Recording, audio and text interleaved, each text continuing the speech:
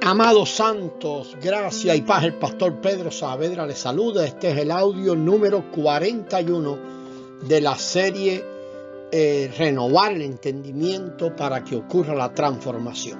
Lo que Dios llama a obrar o buenas obras se mide por la fuente, por la vida que la produce y porque cumple el propósito eterno. Nosotros no trabajamos para Dios. Es más, no conviene trabajar para Dios. Ese es un pensamiento religioso y debe ser renovado. Es muy peligroso. Ha convertido a muchos creyentes en ladrones. Sin querer, le roban la gloria a Dios. Aclaramos que el pensamiento religioso o la religión misma en su esencia es un esfuerzo humano para agradar a Dios. O el hacer obras para agradar a un Dios que debe estar en algún lugar y así estará contento y nos bendecirá, nos dará cosas. Esa es la esencia de toda religión. Cuando decimos que no conviene trabajar para Dios, es porque nos puede convertir en ladrones de su gloria, como decíamos antes. Amados, Cristo en nosotros significa que ya no vivo yo, vive Cristo en mí. ¿Y quién hace la obra? ¿Él o yo? Es Él. Y nosotros solo permitimos que Él haga la obra a través de nosotros. Porque si nosotros hacemos la obra o el trabajo para Él, es una buena obra. Pero la hice yo. ¿A quién le tienen que agradecer?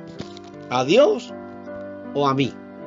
Yo hice la obra. Pues el agradecimiento debe ser para mí y la gloria para mí.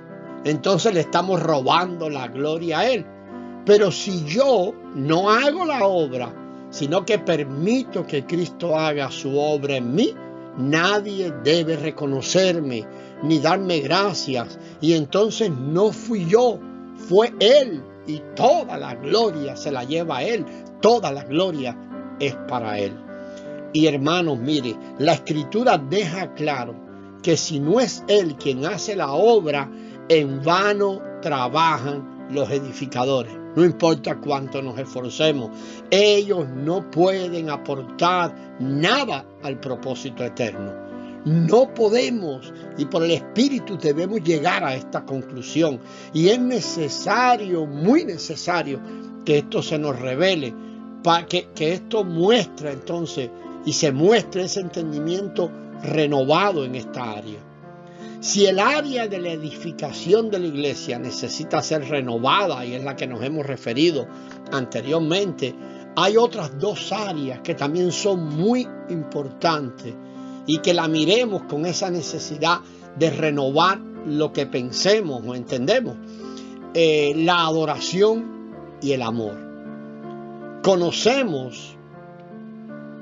Comencemos por el área de la adoración. Cuando la Escritura habla de adoración, realmente habla de adoradores, no de adoración. La Escritura nos habla de verdaderos adoradores que adoran en espíritu y en verdad. Y debemos ver que al hablar de adoración, la Escritura no habla de acciones, no habla de conceptos, no habla de eventos, sino que habla de una persona que expresa acciones y conceptos. Está hablando de una sustancia, de la única persona que produce lo que Dios llama adoración. Y ese es su propio Hijo. El Hijo es el único que adora al Padre junto con todo lo que fue reunido en Él. En Juan 4, un pasaje que es inevitable cuando hablamos de adoración, Jesús habla con la mujer samaritana y le está explicando la verdad, la única verdad. La verdad eterna que nos devuelve al propósito eterno de Dios. Vamos a leer ahí Juan 4, los versículos 23 y 24. Y ahí dice, mas la hora viene, y ahora es, cuando los verdaderos adoradores adorarán al Padre en espíritu y en verdad. Porque también el Padre, tales adoradores, busca que le adoren. Y el versículo 24, Dios es espíritu, y los que le adoran en espíritu y en verdad es necesario que lo adoren. Está claro que en este pasaje Jesús no habla de adoración, sino que habla de verdaderos adoradores. Y oír a Dios hablando de adoradores nos deja ver claramente que no se trata de lo que hacemos ni lo que decimos, sino de quiénes somos en Él, porque Él es la palabra de vida, Él es el que produce el hacer. Todo lo que está en el Hijo expresa una naturaleza que le fue concedida por gracia, y esa naturaleza expresa la persona a la que pertenecemos, al Hijo, a Cristo. Todo lo que está en Él lo expresa a Él. Por lo tanto, queda claro que la adoración no es un evento, sino que es una persona que se expresa en adoración, en un culto racional. Y queda claro también que esa adoración se va poniendo de manifiesto en una dinámica de conocimiento que nos va revelando a esa persona, y así se intensifica en su expresión para la gloria del Padre. Debemos dejar claro que cuando hablamos de un conocimiento, esa palabra conocimiento, y lo repetimos una y otra vez, que esa palabra en hebreo es Yadá, Y-A-D-A, y nos deja ver o nos habla de la unión o de una unión espiritual que se produce en el matrimonio. El matrimonio es una figura de esta palabra para dejarnos ver la realidad entre Cristo y la iglesia, que nos hizo uno con Él.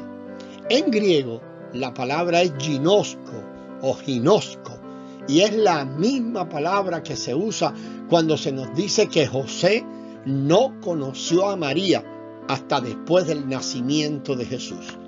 Y nos revela también esa unión divina que hizo posible que Cristo, reuniéndonos con Él, haciéndonos uno con Él, en la obra completa de la cruz del Calvario a nuestro favor. Esa es la palabra ginosco, conoció.